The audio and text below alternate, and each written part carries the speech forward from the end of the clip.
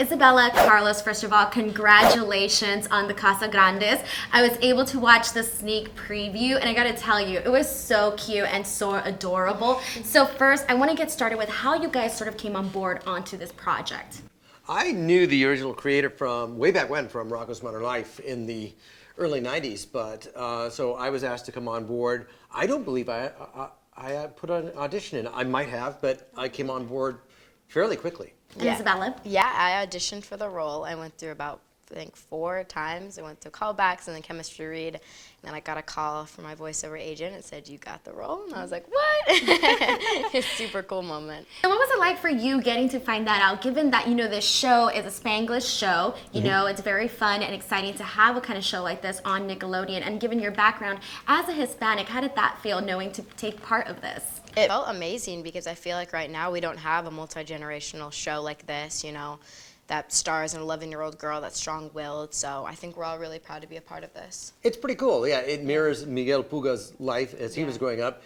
And to some extent, my extended family, like in Argentina. I grew up in a pretty white neighborhood, won the All-American Boy Award in high school, literally. Carlos Jaime Alazraqui, All-American Boy, what's up?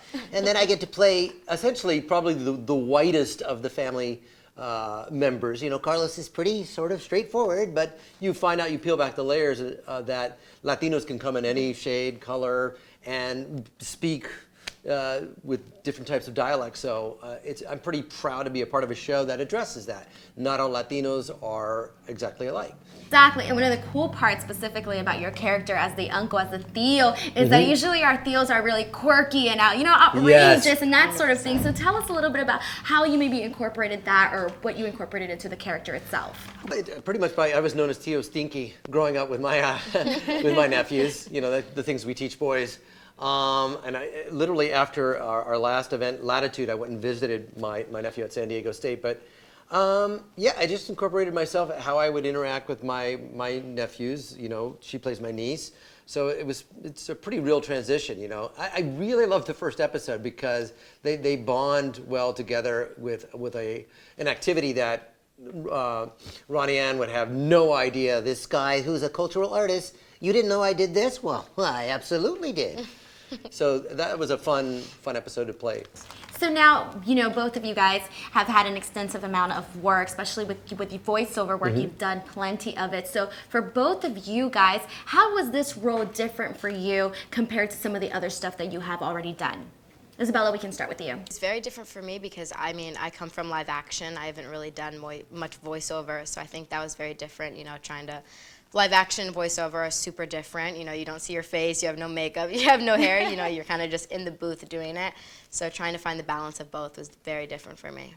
And how did you sort of get into the mind of your character? The mind of my character, getting into it, I mean, I get very, like, scrappy, younger, you know, because she's 4 years younger than me, so I have to get very low, you know, but very raspy, too. Yeah, she definitely embodies that can-do girl with moxie, and it's kind of wonderful to watch. For me, I started with Rocco here in Nickelodeon many years ago. Very mellow wallaby, and all the way to Mr. Crocker, who's out of his mind, Mother Timmy Turner fairies. But so playing Carlos is kind of fun. It's fun to kind of pull it back, play somebody a little bit more real. I just add a little bit of nasaliness to it, a little bit of sort of cultural nerdiness to it. But it kind of mirrors the way the record is, because Izabella and Orbella and Alex Cáceres and Leah Gold, they're going nuts. Roxana Ortega is going nuts. Ruben Garfia, they're going crazy. And Carlos just kind of sits back and watches it all and tries to make a comment. So the reality mirrors what's happening in the cartoon world. It's so cool to be able to, you know, put a voice to a character to help it have it come to life. That's really awesome. So now my last question for the both of you is, what do you hope the viewers get out of watching this show? Or what do you hope that comes through, shines through, that you want them to sort of, you know, hold on to? I hope that what we do is a reflection of what happens in their own family. And I think that's why this show will resonate. It can be any family. It doesn't necessarily have to be a Hispanic or a Latino family. It's just the craziness of an extended family. And the show is really warm. The color palettes, the dialogue, the way it's written. And so I hope that it resonates with everybody. Yeah, we hope that it resonates with everybody. And totally what you said, I don't think just a Latino family can relate to it. I think any family can notice that, you're crazy, you're loud, you have real life problems that happen on an everyday basis. I think that's the best part, right? As long as it relates to your family, then you'll go ahead and fall right in love with the show, Totally. All right, well, thank you guys so much. Congratulations once again, and thank you guys so much for talking to me. I can't wait to continue watching this show. Thank you guys.